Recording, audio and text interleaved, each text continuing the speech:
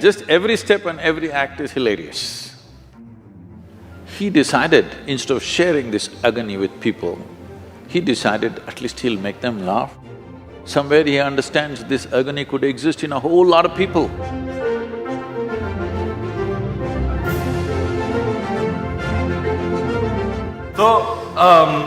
So you know, there's light, darkness, black, white, yes, no. Life, death. I always find the universe to be in some kind of dichotomy, you know. And in what sense are you calling it as a dichotomy? Like, whatever, like when I have these thoughts, I'm like, there's always two things at play, you know, in every aspect of life, big, small, there's always an opposite. Can you elaborate on that? The very way you're characterizing yourself and the question that you're asking itself is a dichotomy. People always thought Charlie Chaplin was very funny. But if you listen to his private talks and things like that, there was a deep sense of agony in him. He was especially sensitive to the agonies of life. Yes. What an artist. But when you see him on the screen, he just made it just so ridiculously funny, hilarious all the time. Everything, every step, every act, not just some act, just every step and every act is hilarious. If you sit watching a Charlie Chaplin movie, you don't laugh at a particular thing, you just laugh at everything.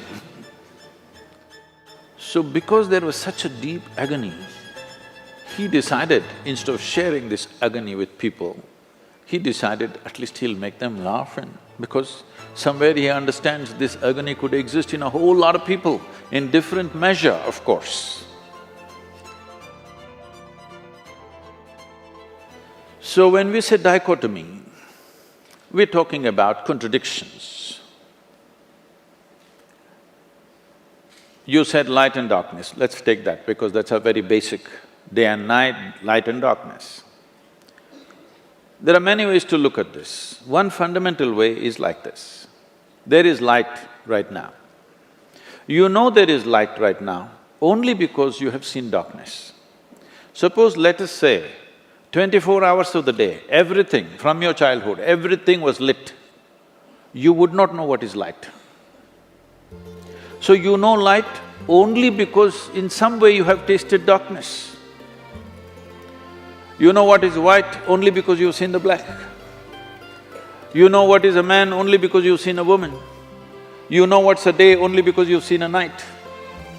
So, what seems to be contradictory on the logical level of your mind, in terms of making of life, they're complementary to each other.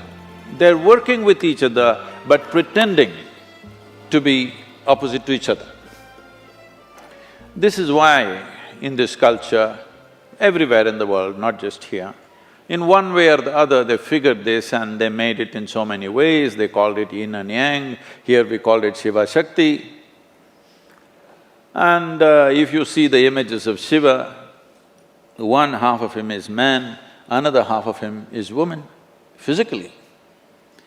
Because what is being depicted here is, this is the nature of physical existence. As long as your experience of life is limited to physical, when I say physical, right now everything that you can see has to be physical, isn't it so? Can you see something that's not physical? Can you hear something that's not physical? Can you smell, taste or touch that which is not physical? Or in other words, your entire experience of life is physical, even your thought and emotion is physical. We can measure it today. We can measure your thought and emotion, that means it's physical. So your whole experience of life is limited to the physical dimension of the existence. And the very nature of physicality can only happen with this. Even if you take the basic electric charges, there is a positive and a negative, without that it will not work. If you take an atom, there are positives and negatives. So the very construction of physical nature is between two opposites or two complementary dimensions of life. So when you live here, if you live here with the necessary perception, in a very brief amount of time, one can realize this contradiction or this complementary nature of these two things can go on playing endlessly upon you without taking you anywhere. When you realize that the physical will not get you anywhere, that is when you turn spiritual. It does not mean you rejected the physical. You're still living in the body, you're still living in this world. It is physical, but this is the longing of every human being. It's not just some spiritual person. Every human being is trying to touch something beyond what they are right now. If you know money, you're just thinking more money. If you know power, you're thinking more power. If you know pleasure, you're thinking more pleasure. If you know love, more love. If you know knowledge, more knowledge. Whatever it is, you're always trying to touch something more.